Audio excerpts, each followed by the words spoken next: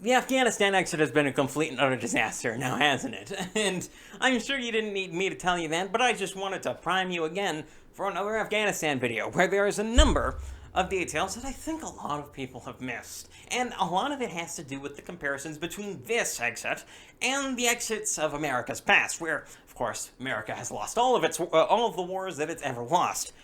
And the most striking, at least visually striking, similarities is to Saigon with South Vietnam, the whole Vietnam War thing, with the helicopter leaving the U.S. Embassy as it's being stormed by the enemy group, whether it be the Viet Cong or the Taliban in this case. And it's really tough to undersell just how bad this is, because not only is Joe Biden leaving Afghanistan in quite possibly the worst way you could ever imagine it, he was also had the pump primed by Donald Trump for an incredibly clean exit. You don't take me wrong here. No matter what I'm going to say throughout the rest of this video about anti-war people who I'm not a huge fan of, or any of the other things, I am not a war hawk. I am not someone who believes that we should stay in Afghanistan forever. I believe that Donald Trump's exit strategy was a good one, and was something that was actually going to get out of the conflict cleanly, and didn't prime the pump for re-entering, which is exactly why I think the establishment hated this idea. You see, it's not as though this was utter incompetence. I don't believe that Joe Biden had no advisors who were, well, of course, making his decisions, considering his dementia-addled brain incapability of doing that at all. I don't think he's making any of his decisions. He has plenty of advisors around him who have been dealing in foreign policy for decades, and these are people who should know about things like, I'd say, Iraq, which is the comparison I personally make because, well, that's exactly what I think is happening all over again. The pump is being primed not for peace, not for a clean exit that we're not going to re-enter Afghanistan again. What we're going to end up doing instead is actually going right back into Afghanistan after the Taliban provokes us in some way. And of course, the establishment will find some excuse to do that. But the question might be asked by many of the anti-war people, why would they ever want to exit in the first place then? Why wouldn't they just stay and pretend to have stability throughout throughout this whole deal? Why not? Just not leave in the first place? I mean, they've already broken Donald Trump's deal. It's not as though that they're dealing with that in its entirety. So why leave? And I think this is where a lot of anti-war people go wrong, because they miss the trick. Because you see, endless war ain't so profitable once the war has been going on for around 20 odd years or so. Because realistically, after 20 years, you've either won the war, gotten into a stalemate, or you've lost the war. There's not really any other of these three positions, and no matter what position you're in, you're going to be making a whole lot less money as the military-industrial complex, because a whole lot less military spending is going on. Best represented by Afghanistan, where at the peak of the war we had hundreds of thousands of troops, all of which needed to be fed, supplied, and dealt with in all sorts of ways, with all of their gear and supplies having to be replaced and repaired, and having all sorts of things happening, with a lot of active combat going on. Compare that to the end of the war, where there was only about 1,000 troops in Afghanistan, and there hadn't been a troop death since February of 2020. Obviously, that's a much less profitable situation. And so what do the establishment warmongers need to do? They need to prime the pump once again, something that they've done in the past, particularly, and the most obviously, with Iraq, where Obama left in 2011, of course not taking the oil fields, great job on that part, leading to, eventually, ISIS taking over much of the country, along with some other places, and ending up with necessitating a re-entry into Iraq not 2 years later.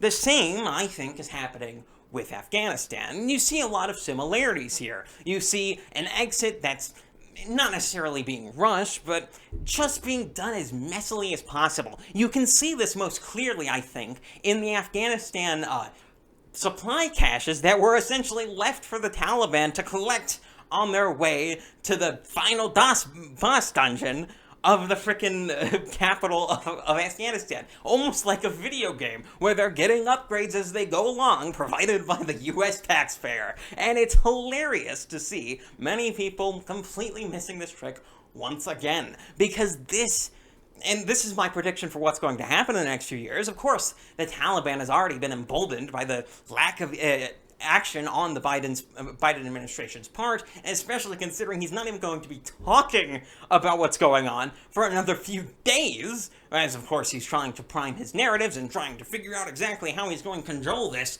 to somehow blame it on Donald Trump, despite the fact that him breaking the deal is the entire impetus for Afghanistan's current state. What's going to end up happening in the aftermath, of course, is that eventually the Taliban's gonna start saber-rattling, because that's what Muslim countries do. They saber-rattle. They do that all the time. Iraq did that with the WMD thing, because it turns out that it wasn't actually our intelligence agency claiming that. It was Iraq claiming that they had a WMDs.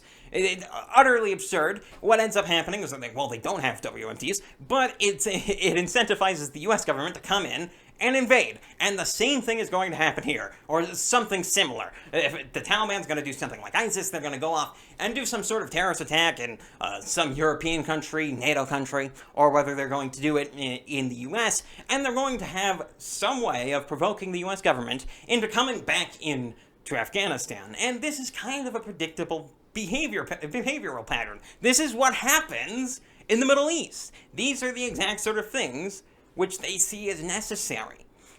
And so you shouldn't be surprised when in the next few years, after we've gotten out of Afghanistan, that we go back in and start spending untold millions and billions and potentially trillions of dollars on it once again. Because that's the trick. If you don't leave again, in as messily a way as possible, eventually the conflict is simply going to simmer out. The Taliban was not only completely weakened by 2020, they were willing to sign a deal with the American government in 2020 to end hostilities between them and the Afghanistan government. Leap forward a year later, and suddenly, once again, they're emboldened. They have more military troops. They have impetus in the fact that the U.S. was being duplicitous and broke the deal by moving back the date, and to the point where it kind of seemed like we were just not going to leave for a minute there. And this led them to gaining a whole lot more support in Afghanistan, to the point where there have been many defections among the Afghanistan military. That's how bad this has gotten. And it's really something you need to pay attention to. And I know that many people are like, well, America first, I don't care about foreign policy, but you need to pay attention to foreign policy. Because if you don't pay attention to foreign policy and just do whatever you want, well, guess what? You're Bill Clinton. And guess what happened in the aftermath of Bill Clinton? 9/11. That's what happens. You act to Bill Clinton, you get a 9/11. This is how this works. You need to pay attention to this stuff. You need to be careful about this stuff. And Biden, of course, isn't. It's quite fitting that he's been called the guy who can mess anything up, even by President, my boss. It's just all of that's Biden's essential modus operandi, and I do think part of this is ego. All right, because the Biden administration, or more accurately, the Harris administration, isn't a monolith. It's a bunch of advisors vying for power, and Biden's attention, or mostly his pen, actually, considering that I don't think he has much of that anymore, leading to Biden also having particular opinions himself. It's not as though he never makes any decisions for his own, not for the most part, of course. He has too many advisors that are metting him up to do that. But he does make certain decisions and does have some sway over things. And I think a part of this is ego. He doesn't want to give Trump the win. And so what he did is put Trump into essentially what he considered in his dementia-addled brain as a no-win scenario where either the exit goes well and it's Biden's exit because it was a different date than Trump's exit, or it goes terribly, in which case it was the Trump exit. We didn't have enough time to get out those weapon caches, which is just an absurdity, considering that there seemed to be no effort to get them out or bomb them or do anything to them at all. And on top of that, the best way to get these things out of there would be to stick to the agreement, give Afghanistan a certain level of stability where you don't have to worry about timetables as much, and then slowly remove it using the Afghanistan government, which you can still deal with. It's not as though we're banning all foreign policy interactions between these two, and have them ship it on back to the US of A. That's what you could be doing, but that's not what they did, is it? And I think that's where I'm going to leave us off. If you enjoyed that video, do in fact subscribe down below. It's been a while since I've done one of these because I was sick. I got the coof, I think. I didn't do a test, but whatever. And as well, go check out other links to where I am elsewhere, because I'm not just on YouTube, I'm on New Tech. Whether it be BitChute, Brighteon, Odyssey, or Minds, or even Gab, where I'll put my occasional thoughts or whatnot, I suggest you go check it out. On top of that, check out my locals page, breakingonthedaily.locals.com.